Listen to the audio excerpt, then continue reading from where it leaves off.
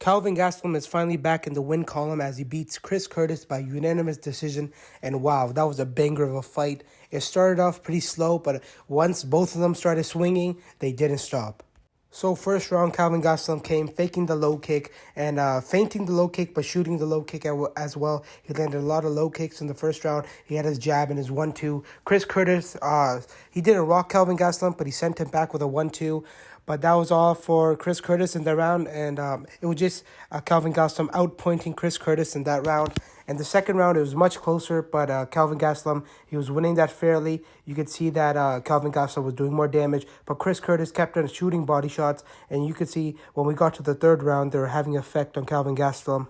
The third round was competitive, but at the end, man, Kelvin Gastelum, he just wore down from the body shots, and Chris Curtis was putting it on him. I have no idea how one judge gave all three rounds to Kelvin Gastelum. I hit it 2-1 in the favor of Kelvin Gastelum. No way you could give the third round to Kelvin Gastelum. That was a Chris Curtis round. Chris Curtis was outlanding him 3-1. It was pretty insane.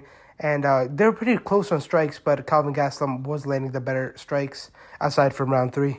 Man, Kelvin Gastelum looked good. He was bouncing on his feet. From the last few performances in the Rob fight and the Jared Cannonier fight, Kelvin Gastelum has been flat-footed. And he has had that little bounce, but in this fight, he was loose. He wasn't stiff. Usually he's really stiff.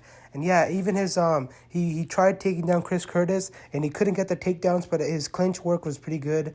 As whenever he was trouble with the body shots, he would clinch up and try to drag Chris Curtis to the fence, and he would buy his time there. It was a great fight. I didn't expect this fight to be this good. I knew it was going to be a slugfest because Kelvin Gastelum has a good chin and Chris Curtis has fast hands. That's meant for a war right there. And yeah, man, Kelvin Gastelum back in the win column feels good. Aside from the top 5, I think Kelvin Gastelum does really well in the division. But yeah, I think Kelvin Gastelum, he looked good. He's going up. He's not decreasing. There was a time where he looked pretty washed. But yeah, man, Kelvin Gastelum looked good.